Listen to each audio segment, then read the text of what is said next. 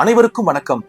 நாம நம்பக்கூடிய நம்பிக்கையின் அடிப்படையில தான் நம்முடைய வாழ்க்கை நகரும் சொல்லுவாங்க. ஆனா பல நேரங்கள்ல நம்முடைய நம்பிக்கை மற்றும் எதிர்பார்ப்புகளே நமக்கு எதிரானதா மாறும். நம்பிக்கை இல்லாம நம்மளால வாழ முடியாதுதான். ஆனா நம்ம பல பேர் வாழாம இருக்கிறதுக்கு மிக முக்கியமான காரணம் யாரோ சில பேர் அதிகம் நம்பி ஏமாந்ததா இருக்கும். வாழ்க்கையில நம்ம கஷ்டப்படாம இருக்கணும் அப்படின்னா யாரையும் நம்ப கூடாது, யார்கிட்டையும் எதையும் எதிர்பார்க்க கூடாதுன்னு சொல்லுவாங்க. ஆனா யாரையும் நம்பாம யார்கிட்டையும் எதையும் எதிர்பார்க்காம நம்மளால நிச்சயமா வாழ முடியாது.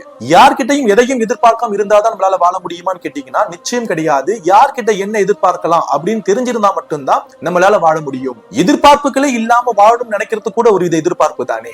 வேப்ப மரத்துக்கு அடியில் நின்று கொண்டு மாம்பழத்தை எதிர்பார்க்கிறோம் அப்படின்னா அது நம்முடைய தவறு தானே தவிர வேப்ப மரத்துடைய தவறு கிடையாது. தேவையற்ற சில விஷயங்களை நம்ம எதிர்பார்க்கிறோம், சில விஷயங்களை நம்ம நம்புறோம் அப்படின்னா நம்முடைய நம்பிக்கையும் நம்முடைய எதிர்பார்ப்புமே நம்ம ஏமாற்றும். சில பேர் பலவிதமான மூட நம்பிக்கையோட இருப்பாங்க. ஆனா அவங்க எல்லாம் கூட பாத்தீங்கன்னா ஓரளவுக்கு நல்ல வாழ்க்கையை வாழ்வாங்க. ஆனா நல்லவங்களா இருக்கிறவங்க, நம்பிக்கையோட இருக்கிறவங்க, நல்ல விஷயங்களுக்கு முக்கியத்துவம் கொடுக்கறவங்க பாத்தீங்கன்னா பல நிலைகளை திண்டாடிட்டு இருப்பாங்க. காரணம் எதை நம்பணும் அப்படிங்கிறதுல அவங்க தெளிவு இல்லாம இருப்பாங்க. நம்முடைய தனிப்பட்ட நம்பிக்கையா இருக்கட்டும், இல்ல ஏதாவது ஒன்றின் மீது நம்ம வைக்கக்கூடிய நம்பிக்கையா இருக்கட்டும், இந்த எல்லா நம்பிக்கைகளையுமே நம்ம வாழ்க்கையை வளர்க்கணும், வாழ வைக்கணுமே தவிர நம்ம வாழ்க்கையை கெடுக்கக்கூடியதா இருக்கக்கூடாது.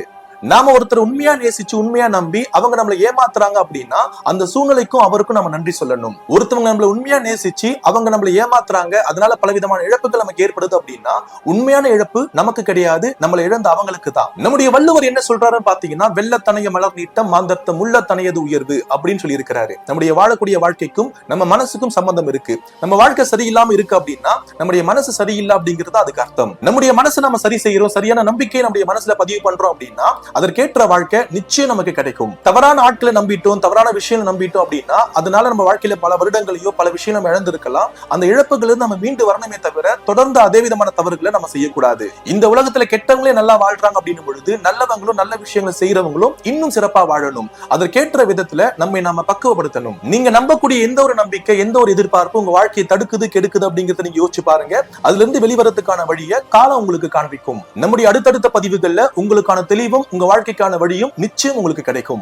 மீண்டும் இந்த சிந்தனைகளை உங்களுடைய தனிமையில திரும்பவும் சிந்திச்சு பாருங்க. இன்னும் நிறைய காரியங்கள் உங்களுக்கு விளங்க ஆரம்பிக்கும். உங்களுடைய வாழ்வில் நலமும் வளமும் உண்டாகட்டும். நன்றிகள்.